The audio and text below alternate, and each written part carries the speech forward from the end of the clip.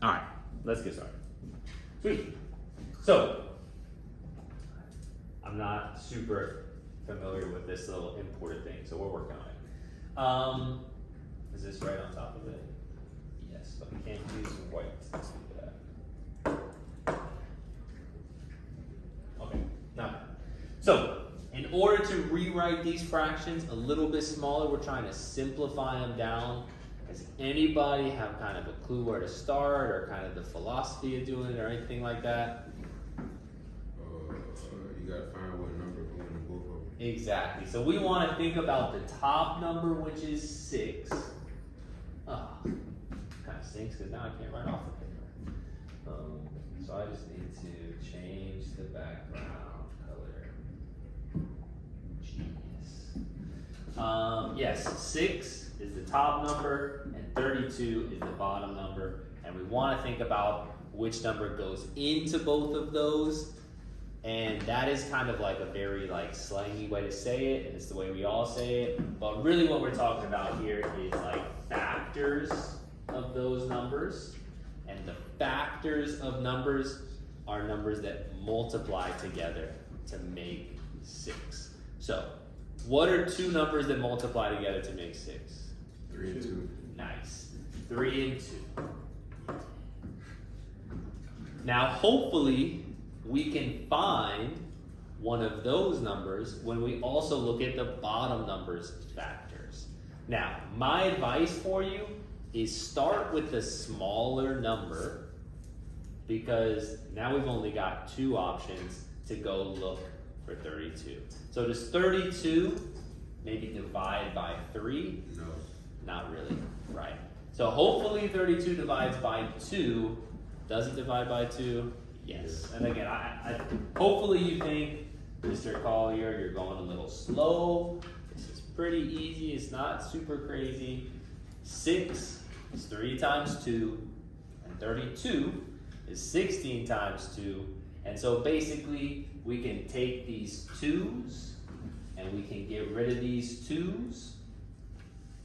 And the number that's left over, the 3 and the 16, will make our new fraction. 3 over 16. That's our new answer. Now, obviously these 2 fractions look different, but it's the first day of school. These 2 fractions are equal, so they're exactly the same, right? If somebody says they're going to give you 6 30-seconds of, the money, it's the same thing as if somebody said 3/16 of the money. It's exactly the same thing. Okay, so we did a nice slow walkthrough of 6 divided by 32. Does anybody have the answer for number 2 already? What do you got, Dory? 3 fifths. And what number did you reduce or take away from both of those?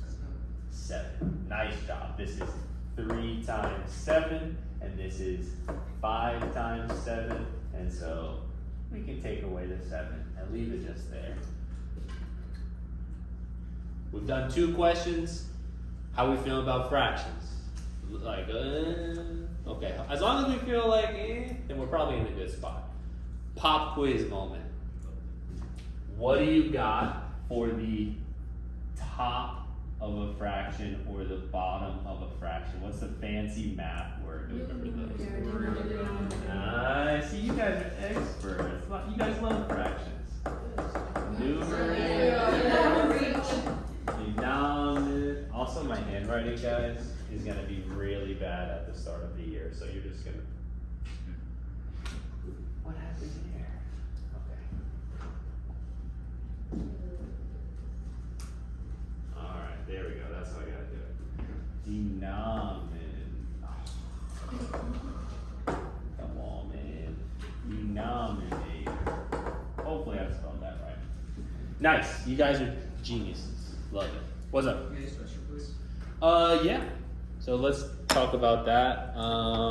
E-Hall Pass. You cool with that? Did you make one already? I don't know. Oh, gotcha. Well, then we'll do this first.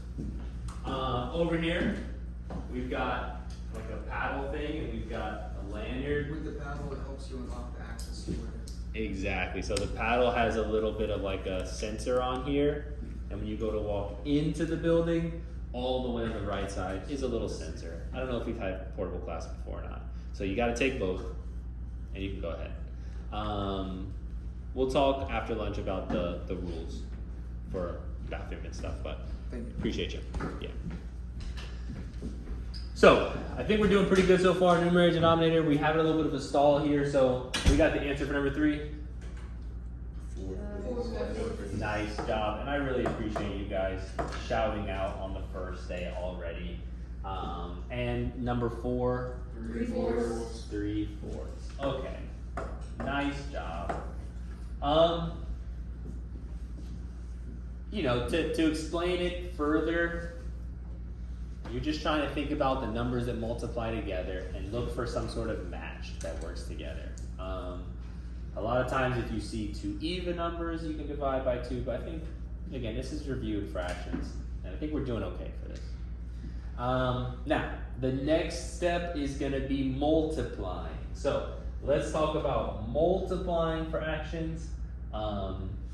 Weirdly, you'd think, hey, why don't we do adding first? Because adding is easier than multiplying. Actually, for fractions, multiplying is the easiest by far. So, when multiplying fractions, are we comfortable with this little x in the middle that means multiply?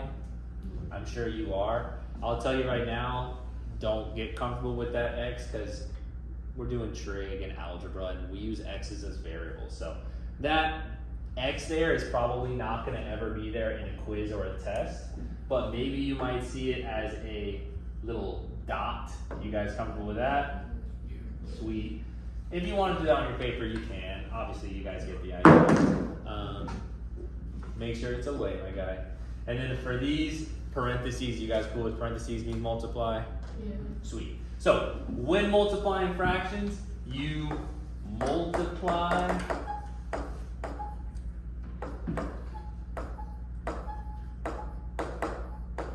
top by top, and you multiply bottom by the bottom. And I kind of drew those arrows because that's what I like to do when I do multiplying. Even as a math teacher, the first time I do fractions over the summer, I do the same thing as you guys, I'm sure, and I think, wait a second, what are the rules here? So, when it comes to multiplying, you can just multiply straight across the top. So, when we see 7 and 6, 42.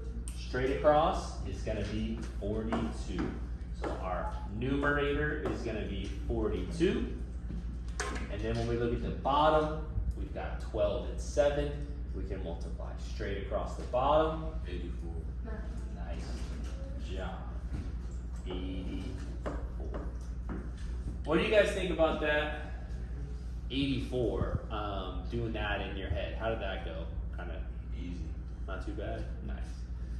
If you're ever not sure how to multiply numbers together, my trick, especially because normally they're bigger than 10, is I'll think about like 12 times 7 as a 10 times 7 and a 2 times 7, right? Because that's going to make 12 sevens. This is obviously 70, and 2 times 7 is obviously 14, and then you just put those two together.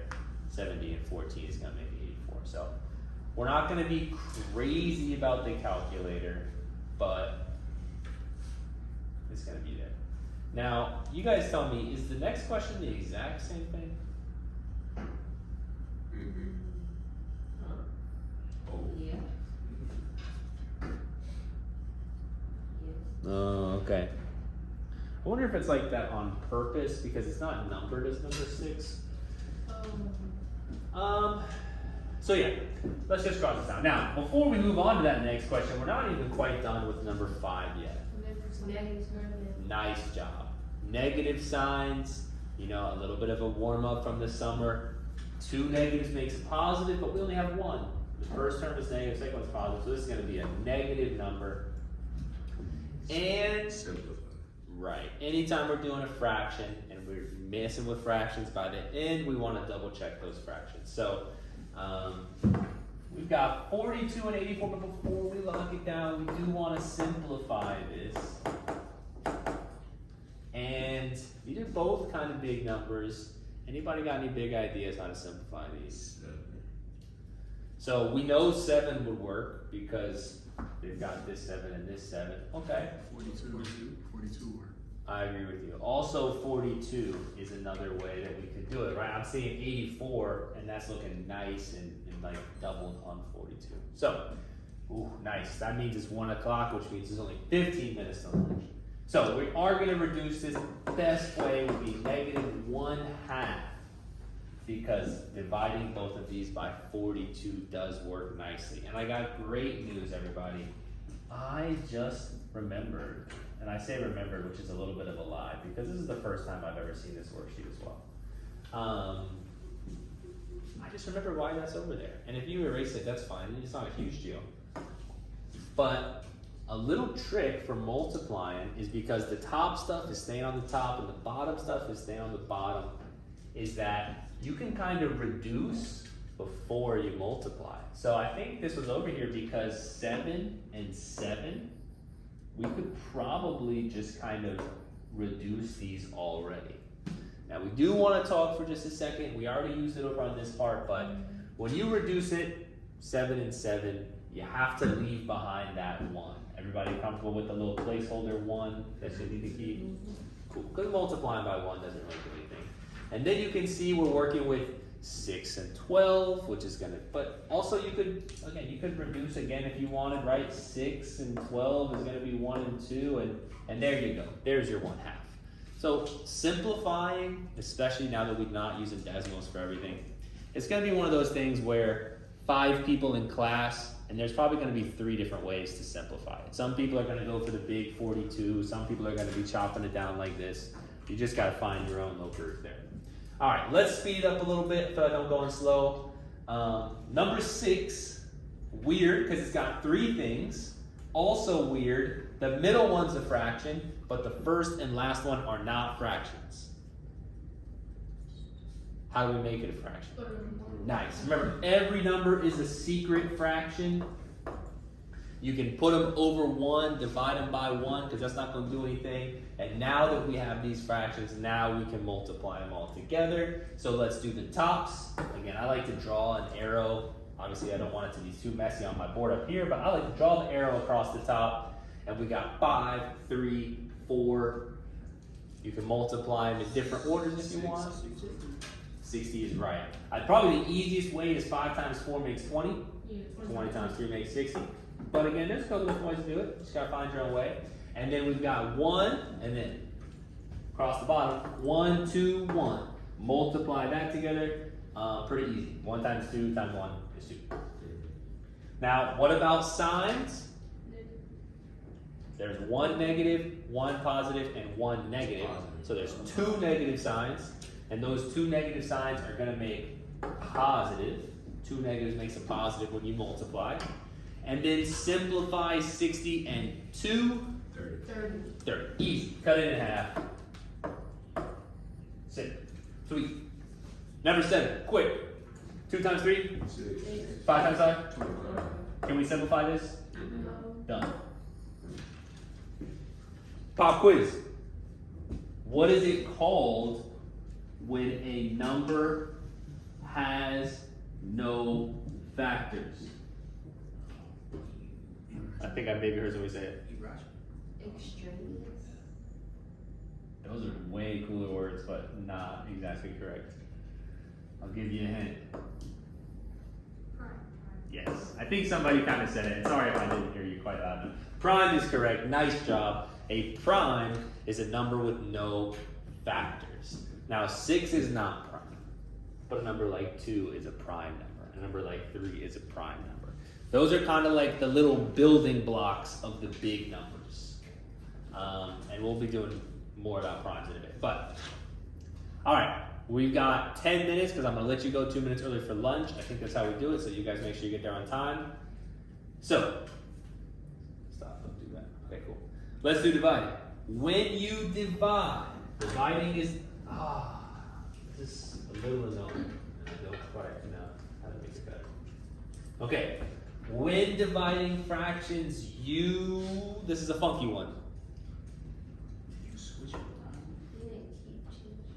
Yes, a switch and it, keep, change, flipping. flip. I'm not gonna make you even more hungry, but you're gonna do a little KCF, which is not quite Kentucky Fried Chicken, but this is a good way to remember.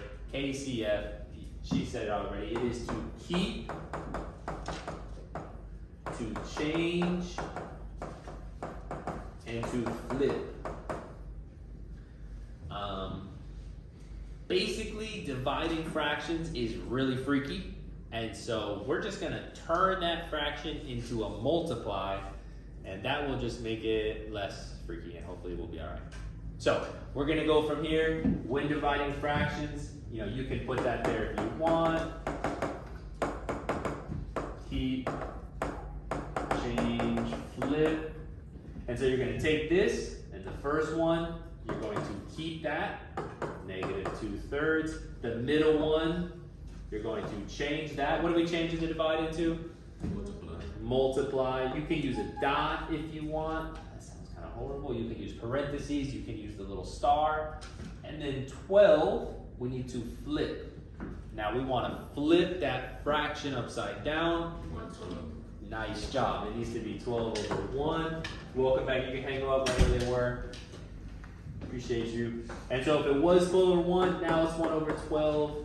And at this point, the question's not done, but the question is ready to go. So we're going to multiply across the top, and we're getting -2 over 36. Are we good with that? And then we got to simplify a little bit, so we're not quite done yet. Final answer. Anybody got it? -1 over 18. Nice. Again, just to point out, if you like the simplify first method, 2 and 12 could reduce to make that a 6, and then you're just having a 1 and a 3/6, which is making your 18. So all very valid ways to go.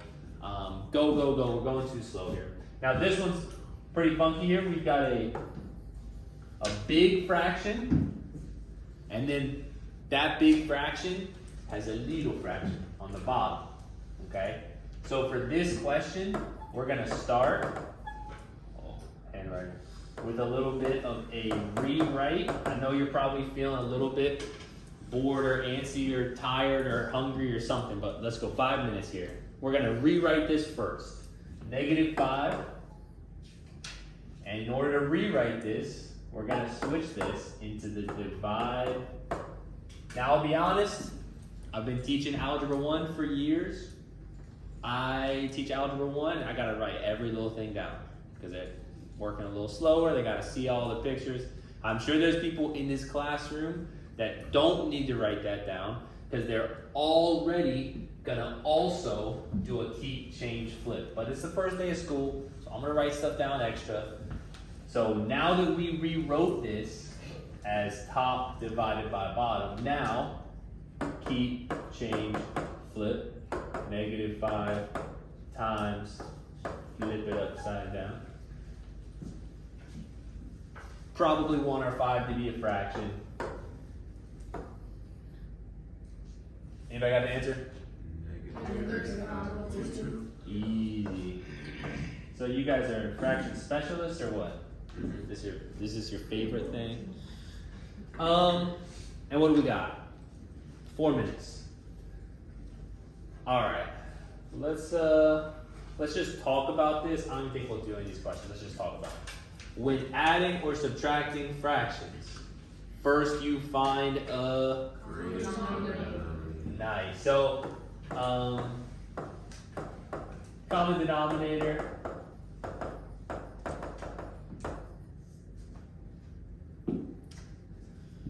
You gotta have a common denominator. So basically that means if I was you, I would write this down somewhere.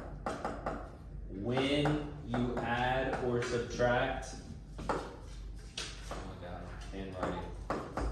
Bottom, how about bottoms must match?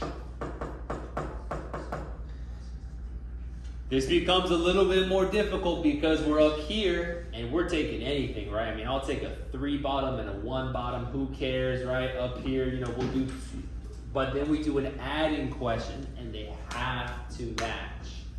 And so, you know, it gets a little bit more difficult. Now, once we have common denominators and the bottoms must match, how do we actually add them together? Then you must add or subtract the Numerator. nice. And I like that numerator. Let's capitalize on that fancy language there.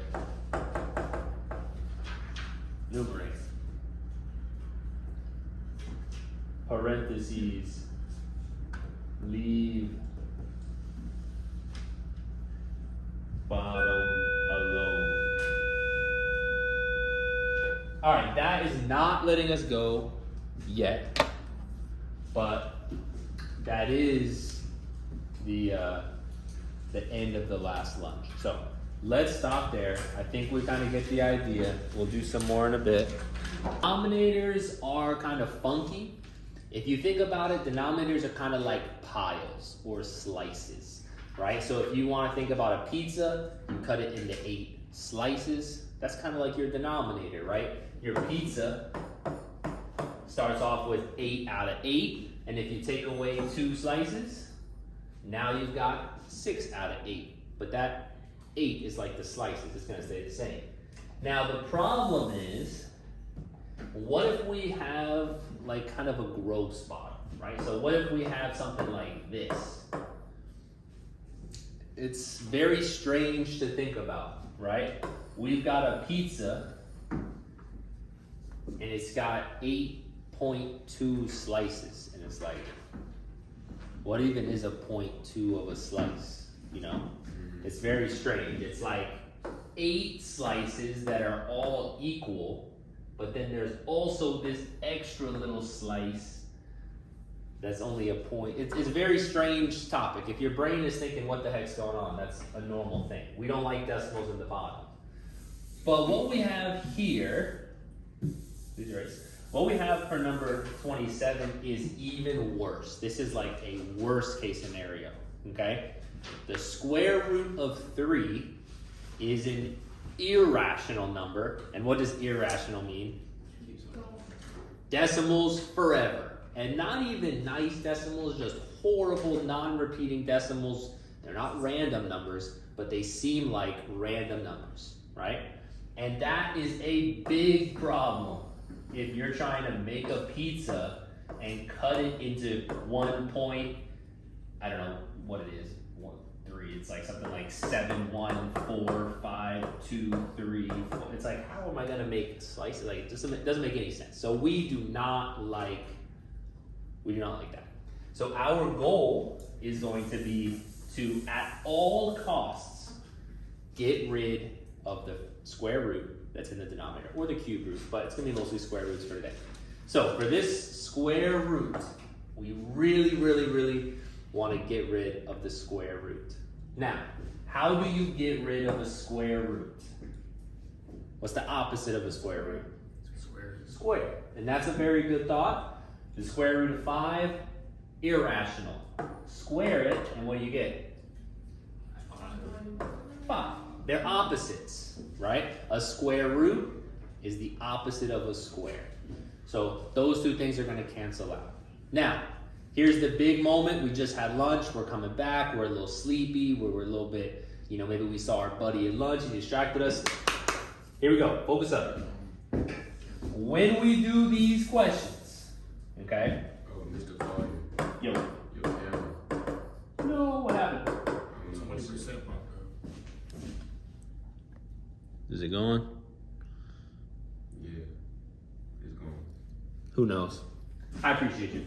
You cannot square the fraction. Okay? Now, this is where the people who maybe are a little distracted, a little sleepy, maybe they didn't quite come back from lunch, or maybe they're still trying to do the questions on the front, they're wasting their time. I know that a square is the opposite of a square root, but you cannot square the fraction. And that's because whenever we deal with fractions, we know that we have to treat the top and the bottom fairly, right? If we want to keep our fraction the same, we can't be adding 10 to the top and 1 to the bottom. We can't be we got to be very polite and nice to our fractions. And if we have something like this, and we square the fraction, what that does is it actually multiplies times like this, and that's not a fair thing to do, because we multiplied the bottom by the square root of 3, and we multiplied the top by a 2. So, very important, you cannot square the fraction. So, we're running into a problem.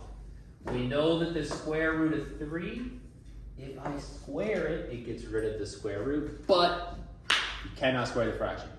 So, we're gonna do basically the same thing, okay? It's gonna look a little, I mean, I think you've done this before, but it's gonna look a little crazy. We know that we need to get rid of that square root of 3, so we need to multiply by the square root of 3. Because the square root of 3 times the square root of 3 is just 3. If you don't have that down yet, if I feel like I've been talking crazy, square root of 3 times the square root of 3 is the same thing as the square root of 3 squared, which is just 3. If you need to write this on your paper somewhere, write it on your paper somewhere. There's a lot of room on that backside. Now, because we did this, check that out.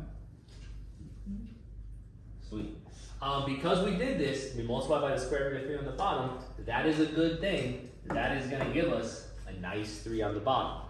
But we have to be fair to our fractions. So what are we going to multiply on the top? 1. No, the square root of 3. Because you have to be, whatever you do on the bottom, you have to do the same thing on the top. And now, you're going to probably worry a little bit. And you're thinking, oh my God, I started off with 1 square root, which was a little weird. Now, I feel like my whole problem is square roots. And now I'm really nervous. But, you'll be all right. The square root of 3, the square root of 3 is just going to make a 3. And then this stuff up here, 1 times square root of 3 is just going to be 1 times square root of 3. So this is one of those things where if you keep it simple in your mind, if you relax, and you just let it be nice and easy, then it's good. And a lot of times the students who think this is really hard is because they're sweating too much, right? Just take it nice and easy, take it nice and slow, and kind of let it do its thing. Now, we're gonna go to 29, we're gonna skip 28, and we're gonna do this question so much faster, and hopefully we finish this question and you think, you know what, that's pretty easy. 29, is it a 1?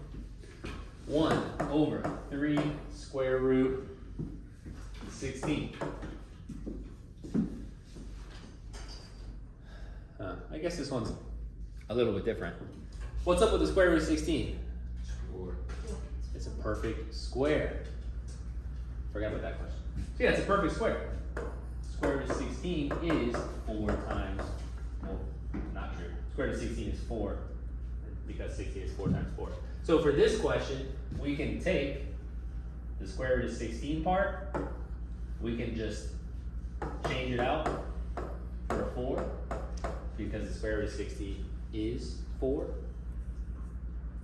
We don't have to do our crazy rationalizing thing, and we can just finish with 1 over 12. What time is it? All right. Because we just did that, it took a little bit too long before lunch, but that's okay. Let's do a quick list of perfect square numbers. So, the square root of 1 is 1, the square root of 4 is 2. What's next? 9. What's next? We just did 16. What's next? 25. If you don't know these, you need to write them down. 49. 36, and then 49, and then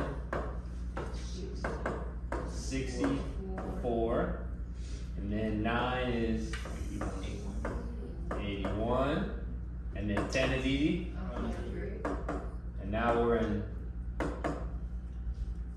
expert level here. 11,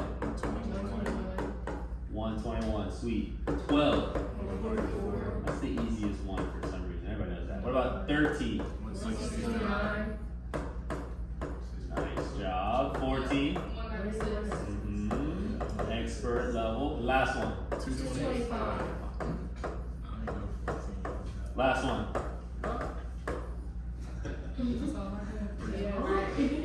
Anybody know 16? Okay, 16 is 256, which is a really popular number if you do anything with computers. Oh, would I be playing that game? Would I be playing that game? Like the 2 slide, yeah. Of course, 16 is a multiple of 2, so it's 2. Sweet, so nice. We did 29. Write those down. I'll put them back up at the board when we finish. We're gonna go quickly. We're almost done. 31's boring. I don't want to do 31. I'll do. That's also boring. What are up with these questions? These all kind of suck. Let's do. I guess 33. Who made this worksheet? 33, which is 1 over square root 12. All right. We definitely hate square roots in the bottom, so we want to get rid of the square root in the bottom. And so how do you get rid of that square root of 12? You gotta multiply it by square root of 12. That's the only way to get rid of it. You're not technically allowed to square the fraction because when you multiply 12 on the bottom, you also gotta multiply square root of 12 on the top. And this is right where you're thinking, oh my God, this question looks insane right now. You know, if you want to go home and be like, Mom, Dad, Grandma, look at this math question I had to do. Like, you'll probably impress them a lot, of course. But it's not that hard, really. Because square root of 12 makes 12. And then what is 1 times the square root of 12? 1 square root of 12. Now, we could make this a little bit nicer. I guess this is the last question we'll do together. We could talk about simplifying radicals. Goodness, this kind of goes on forever. Do you remember like square root 12? Maybe you broke it down that way. Yes. Or maybe you did like a T-chart kind of thing. No. Teachers do it a bunch of different ways. I kind of Doesn't it go right. down to like multiple Like- lines and you can keep going? Yeah, 2 times 6, 2 times 3. Now we have like prime, prime, prime. So then we're gonna circle up these pairs. And we're gonna have 2 square root 3. Keep that 12 on the bottom. The pairs of numbers come to the outside. The leftover 3 is gonna stay on the inside. Let's do these really aren't that hard. Last question we're doing today. We're doing 36. Which is 2 over square root 300.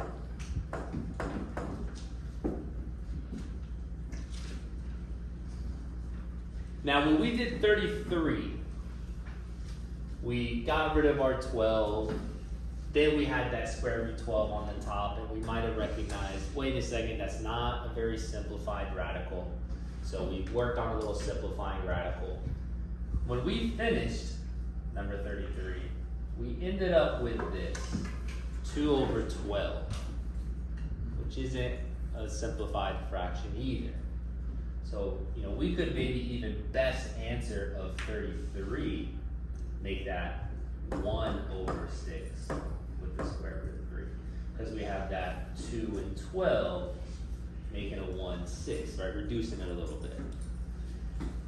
What happened there is we rationalized the denominator before we thought about simplifying that radical. So when I see this big number 300 here, maybe I'm thinking, let's simplify it first, right? Let's take this 300 and try to make it look a little bit nicer. Now you can start breaking it down, and 300 is a pretty big number, right? You could. But you also could think about these numbers up here, and think about, you know, your 64s and 81s and 100s and 121s.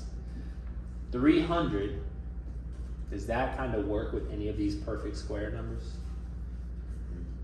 It looks pretty good with this one, the 100, right? 300 can be 3 times 100. And that 100 we know is a perfect square. So, if you want to keep breaking it down, you can keep breaking it down. Or if you want to just kind of mastermind all this, it's all review to say, you know what, 100 is a perfect square, so it's going to come out. 2 times 50, if you want to do it this way, 2 times 25, which is 5 times 5. Circle up the pairs of numbers, which makes them come outside. Left over 3. And so we're going to have 10 square root 3. So let's go back to this question. Switch it out for 2 over 10 square root 3. And I know that was like, oh man, we had to rationalize or simplify that radical. But now we're working with like a pretty basic little problem here. We just need to get rid of this 3, which isn't all that crazy. We're going to do a square root 3 on the bottom and a square root 3 on the top.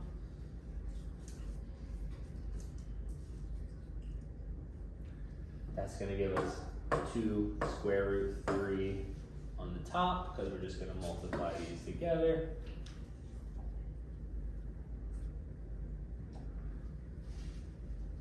And to finish this one, I know that we're going to work with these 2 things here, square root of 3 and square root of 3. What happens when we combine square root of 3 and square root of 3? Cancel out. Just a plain old 3. Right? Because if it was 1 on the top and 1 on the bottom, they would cancel out. But this is, remember what we said, this is square root 3 times square root 3, which is just going to be 3. So that square root 3 and that square root 3, they're combining together and they're just becoming a plain old 3. So on the bottom, we're going to have 30. And I guess we need to simplify to finish up. 2 and 30. Divide by 2, they're even numbers. Square root 3 over 15.